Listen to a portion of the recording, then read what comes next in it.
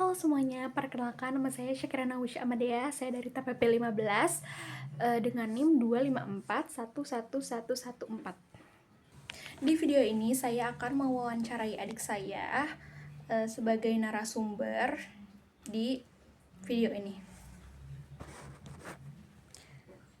Nah, narasumber di sini adalah adik saya bernama Alvaro. Hari ini saya bersama rekan saya, yaitu adik saya, ini narasumbernya bernama Alvaro. Nah, untuk pertanyaan pertama, di sebuah lingkungan pemukiman yang didominasi oleh suatu agama, sekelompok warga menolak keras pendirian tempat ibadah agama minoritas. Penolakan ini disertai dengan intimidasi dan ancaman kekerasan, meskipun semua persyaratan administratif tempat ibadah sudah dipenuhi. Nah, mengapa tindakan ini melanggar sila pertama dan bagaimana negara seharusnya bertindak?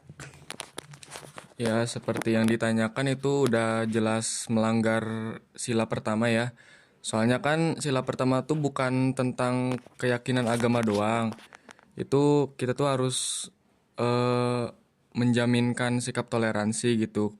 Kalau seperti yang ditanyakan itu eh, menolak keras untuk pembangunan ibadah untuk agama lain itu udah jelas tidak mencerminkan sikap toleransi. Karena kan Indonesia kan itu bukan negara agama, tapi negara beragama. Jadi semua negara tuh yang dianut tuh harus ditoleransikan gitu. Karena di Indonesia tuh agama tuh bukan cuma satu tapi beragam gitu. Sudah?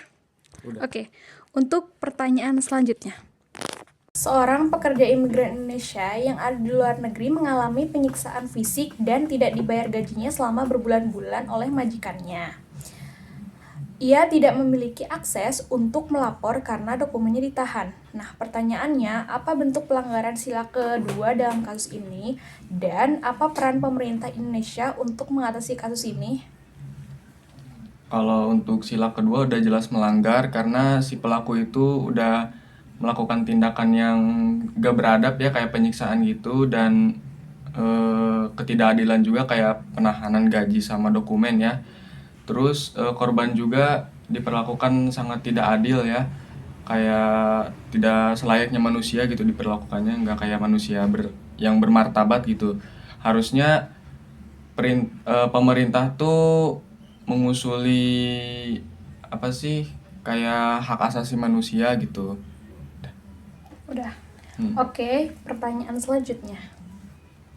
Sebuah partai politik secara terbuka dan masif menyebarkan narasi kebencian dan permusuhan terhadap kelompok suku tertentu dalam kampanye pemilu mereka, dengan tujuan memecah belah suara dan mendapatkan dukungan dari suku lain.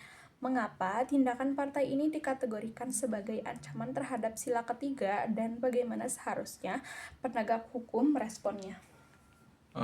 Pertama-tama tuh sila ketiga tuh menghendaki persatuan dan kesatuan ya. Dengan adanya ujaran kebencian terhadap suku lain, partai tersebut itu tuh sama aja udah mengotori Bhinneka Tunggal Ika gitu. Dengan memprovokasi perpecahan dan lebih mementingkan politik dibanding kepentingan negara gitu. Dalam kasus ini tuh pemerintah tuh harus menindak tegas gitu. eh, Ataupun membubarkan partai-partai atau oknum-oknum yang mengujar kebencian tersebut gitu terhadap undang-undang yang berlaku gitu. Oke, sudah. Baik, pertanyaan selanjutnya. Seorang DPR terbukti jarang hadir dalam rapat dan sidang, serta diketahui membuat keputusan penting yang hanya berdasarkan kepentingan pemodal yang menandai kampanyenya, alih-alih mendengarkan aspirasi dari daerah pemilihannya. Pertanyaannya, apa inti pelanggaran etika dan moral terhadap sila keempat dalam kasus ini, dan apa dampaknya bagi demokrasi? eh Anggota DPR tuh sama aja mengkhianati janji rakyatnya sendiri ya.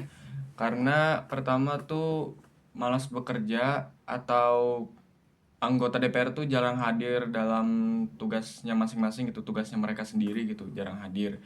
Terus yang kedua tuh terlalu mementingkan diri sendiri gitu. Jadi keputusan yang diajukan oleh anggota DPR tuh berdasarkan kepentingan sendiri doang gitu, bukan dari suara atau aspirasi dari rakyat gitu, dari masyarakat.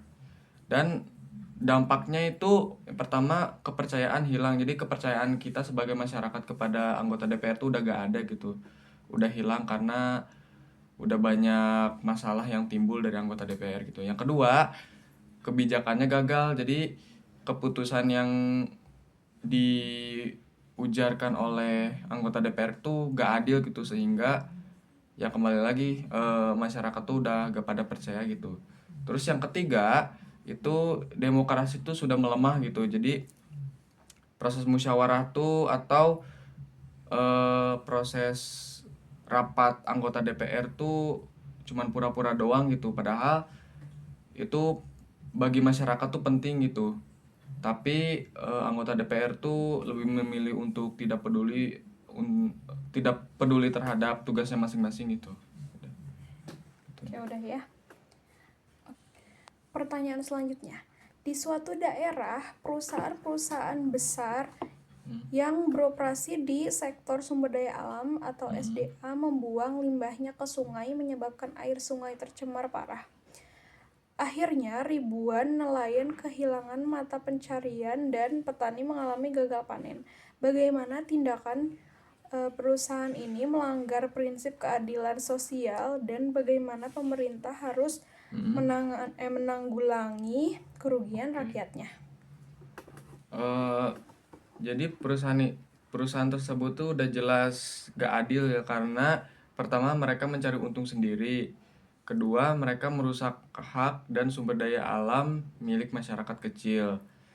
Jadi sebagai pemerintah tuh harus bertindak tegas, kayak pertama menindak sesuai undang-undang yang berlaku ya.